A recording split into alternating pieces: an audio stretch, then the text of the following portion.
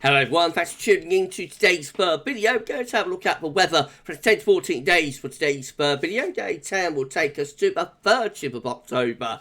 And we'll be able to extend out beyond that with the extended GFS and EDM ensembles. May run to around a couple of weeks. We'll have a look at CFS B2 at the end of the video for November.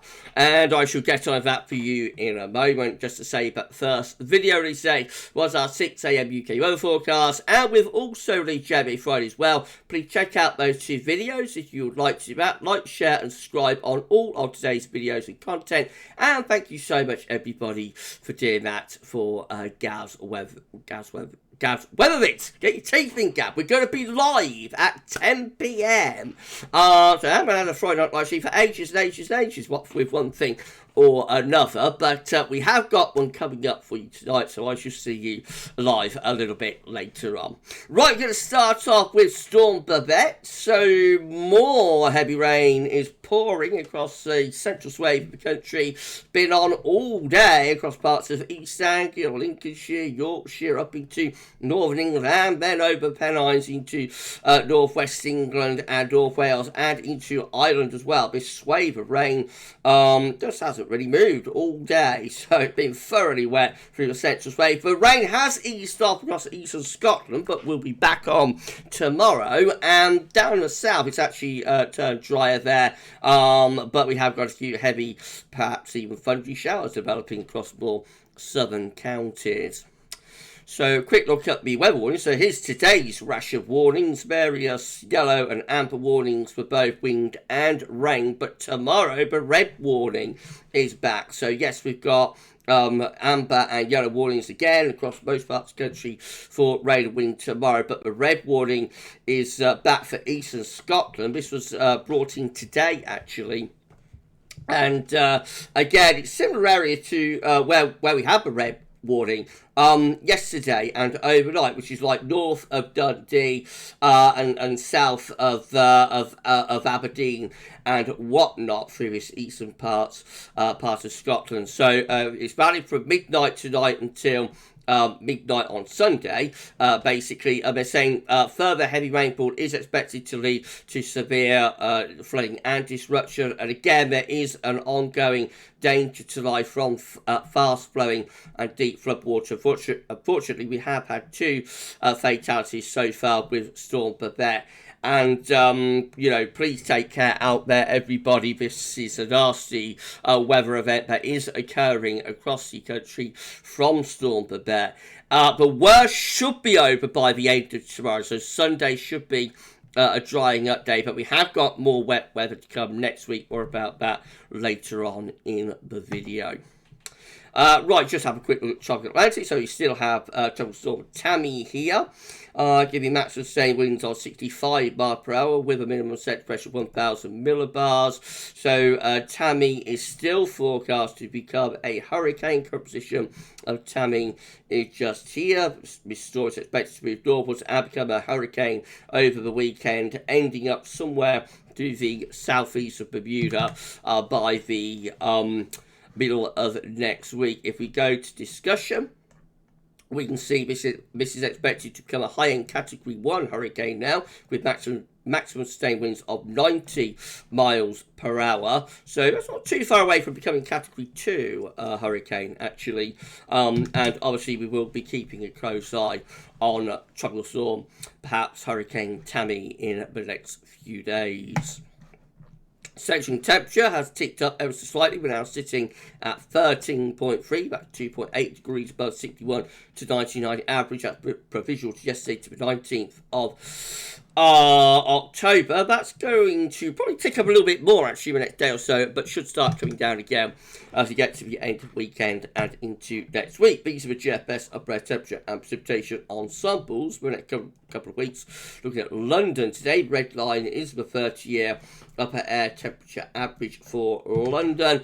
You can see that we're starting off close to average or a little bit above at the moment. We're basically going to see the upper air temperatures hovering close to average really over the next week or two into the beginning of October, into the beginning of November, I should say. We might even have a little bit of a cooling trend appearing there, but nothing overly dramatic going on temperature-wise either way. Wet weather easing over the next day or two, but more rain to come perhaps as we go through to next week in particular. So it just looks quite unsettled, really. It's not completely dry in the coming few days. And then next week looks increasingly unsettled too. So further wet weather to come, and temperature may be on a bit of a downwards trend into early November there.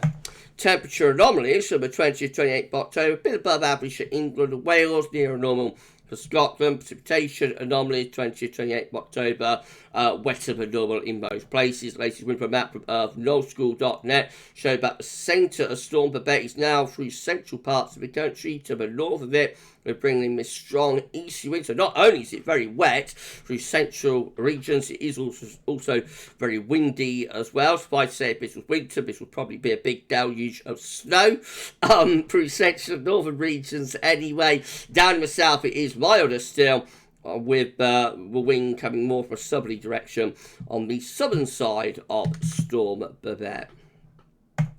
Right, so let's have a look at the chart data then. This is how the latest UK Met Euro run. It's looking big night on Monday. So low pressure beginning to gather both to the south and the west, pushing northwards. So another spell of wet weather to come Monday into Tuesday. Wednesday and Thursday we start bringing low pressure in from off the Atlantic. That's quite a deep low heading in from off the Atlantic through the middle of next week. At around 975 millibars. That's going to bring not only wet weather but also windy weather too. And all the way up to the end of next week, low pressure is basically in the ascendancy, bringing further spells of rain. That's as far as we get with the UK Met Euro run to midnight on Friday, 27th of October. Icon again has low pressure gathering to the south and west in the early part of next week, bringing more wet weather up from the south. And then we're watching low pressure coming in from off the Atlantic through the middle part of next week. That will bring wet and windy weather in with it, and into a strong westerly flow there into the second half of next week with showers and or longer spells of rain. And further low pressure centres are downstream. One just here, for example, there's a developing low just there along the jet stream. So yes, you know, a conveyor belt of lows continuing up to the end of October probably.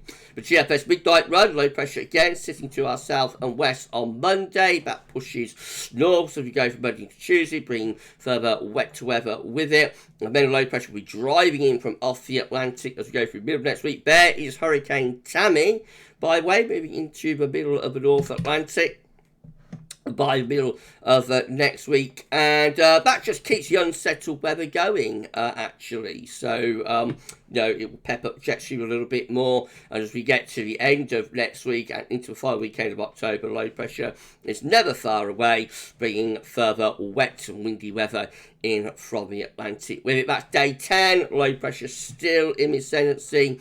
So another dose of wet and windy weather there on Monday the 30th of October. A little bit of a break then as we go into the opening days of November, as this little ridge builds up from the southwest. That brings something a bit drier, and then that ridge starts to go into an area of high pressure over Scandinavia. So again, just the idea, but we're trying to raise the heights over Scandinavia. We do actually pull wind into a not particularly cold, but certainly chillier easterly wind there, but still the low pressures keep coming, so the Scandinavian high is not strong enough to hold off the Atlantic, so further low pressures to our south and west as we get to the end of GFS midnight run, which gets us to the 5th of November, bonfire night, remember, 5th of November, wow. GFS 6 then, again, with low pressure to our south and west on Monday. That will bring lots of wet windy weather with it into the middle of next week. Further low pressure driving in from off the Atlantic. That's bringing another dose of rain,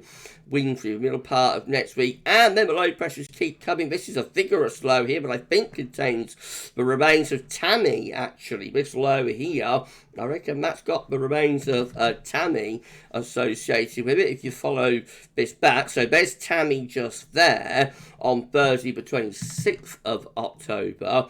Got low pressure there, but that's got to be the remains of Tammy with that low just there, has it, Friday 27th. And then that low is to the southwest of Ireland by 6 a.m. on Saturday 28th. So that is the remains of Hurricane Tammy, and look how that whips itself up as we get to day 9, which is Sunday 29th of October. So not only very wet with that, but also severe gale force winds as well. Proper direct hit from the remains of Hurricane Tammy there on the GFS 6 there, bringing lots of wet and windy weather, or keeping lots of wet and windy weather going up to day 10. Beyond that, low pressures keep coming, so the conveyor belt of lows goes on, and all the way up to the end of the GFS 6 run, which gets us to bonfire night. We're looking very, very, very unsettled. No let up in below. I'm starting to get, slight autumn 2000 vibes about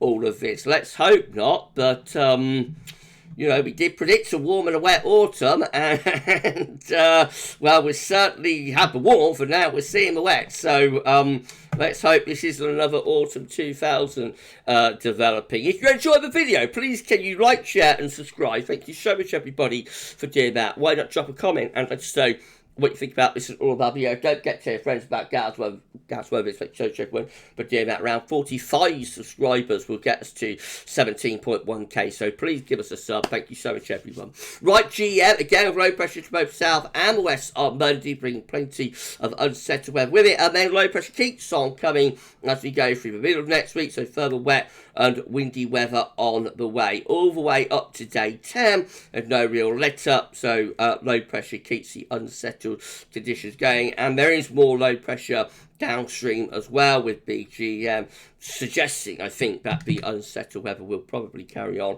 into the beginning of November, if that's right. And then the ECM again with low pressure to our south and our west on Monday. That pushes northwards Monday, Tuesday, bringing heavy rain, particularly to the south this time. With it, that gets out of the way, but more low pressure drives in from off the Atlantic Wednesday through to Thursday. That's bringing further wet and windy weather as well. And then into the second half of next week, well, low pressure very much in control, but higher pressure building to our north with the ECM. So sensible low pressure for samples brings the wettest of weather focused on more southern regions, but north actually turns drier, and we pull in an easy wind by the end of the ECM run, so that's a little bit different to the other model output, and more of an influence from high pressure over Scandinavia. I don't think that easterly is particularly cold, actually it's relatively mild. Easterly, although cold air, is sitting over Scandinavia, which is a feature of the moment, with some unusually early cold weather in northern parts of Europe. This is a precipitation forecast based on the ECM run from Temp.com. Loads of wet weather around over the next 24 hours. The rain pushing northwards and bringing another dose tomorrow, unfortunately, to eastern parts of Scotland. Meanwhile, further south, there will be heavy showers and longer spells of rain running through there as well. Sunday is a drier day, so we get a little bit of a window of drier weather on Sunday. Make the most of it, because through Monday, up comes the next low and the next batch of rain from Monday through to Tuesday. That particularly focused on England and Wales. Then we're into showery conditions through the middle of next week before wet weather arrives from the Atlantic from the west this time.